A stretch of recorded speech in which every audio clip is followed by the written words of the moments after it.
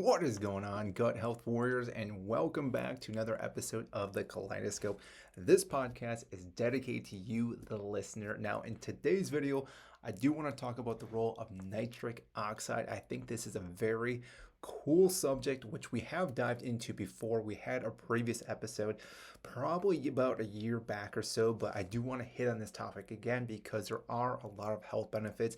And if you haven't listened to that video, hopefully listen to this one and you do realize really the health benefits that come from this, because looking at gut health, there are multiple things. I'm going to be reading about some of the things I have looked into and why I actually take this supplement every now and then to really boost back up my health, especially when it comes to my gut. Now, for all of you who don't know who I am, my name is Dr. Michael Forstner.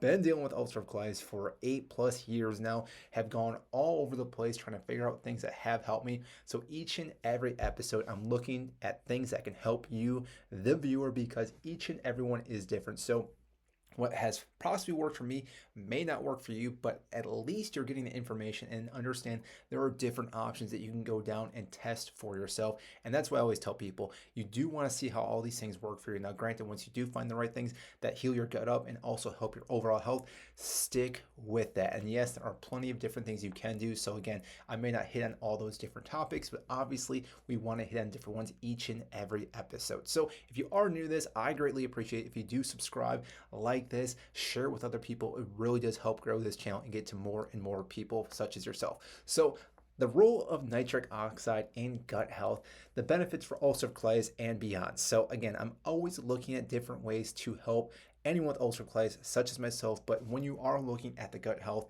there are different things you're looking at, because obviously, as you do not understand, the gut health, it really does help with everything, because if your gut's not working the way it should be, you're going to have a brain issue. You're either going to not absorb all the minerals, nutrients you need to, which is again have other effects on different organs of the body. And therefore, this is why we are looking at the general health of our health when we talk about each and every episode.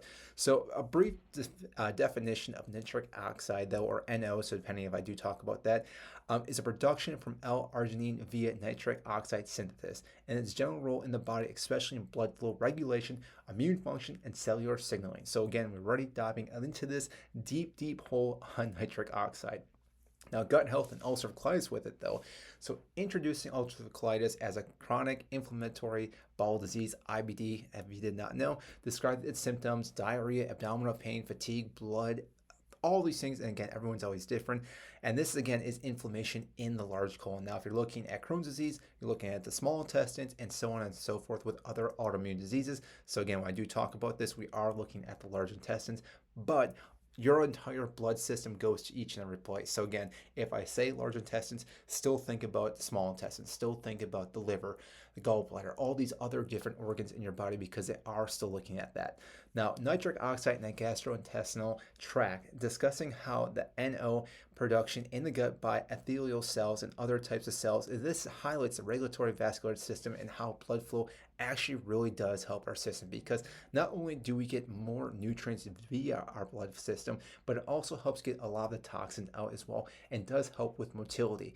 Now, this along the lines is going to help with our gut-brain barrier, because again, when you're bringing all these nutrients such as nitric oxide, it's going to help get the blood flow proper to that area, and it's going to help heal the gut up. So again, someone like myself who's been dealing with ulcerative colitis, there is going to be ulcers on the large intestines. You're going to need supplements, different things that come in to help heal that body and help it heal quicker than how you're eating food, because if you're eating food, you're going to put wear and tear on those ulcers over and over. So again, you need something flowing there more often, a lot more often really, than just the food itself, because if you don't really do anything, every time food passes by this, it's scraping up against that and causing more inflammation. And again, we're just talking about ulcerative colitis, but if you're looking at other things, you're going to also cause inflammation in this area. So again, we want to look at ways to help this gut-brain function, and again, helping soothe that lining.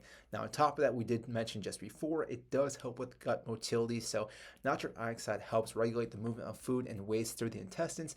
In the context of UC, gut motility may be disrupted, and NO's ability to modulate this function can be be important for easing symptoms. So again, you have to think about how fast something is moving through your gut lining. Especially, I do recall this with my UC.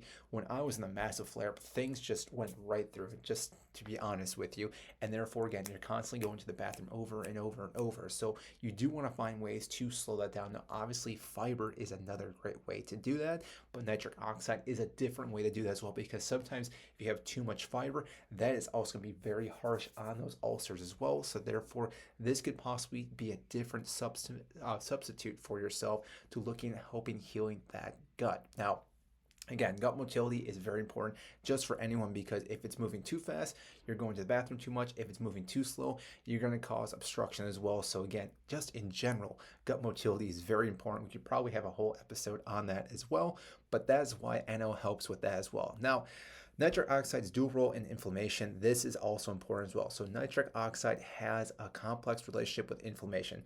On the one hand, it can be an anti-inflammatory effect by modulating immune cells, which is great, like the macrophages and T cells. On the other hand, though, excessive production of NO can actually cause or contribute to chronic inflammation, which is a hallmark of UC. So this is a check and balance type thing. You do not want to overload your entire body, especially if you're inflamed or high inflamed. You may not want to add too much in, just a little bit to, again, help the blood vessels themselves. If you take a huge scoop and add it into your water, that might be too harsh. So the balance.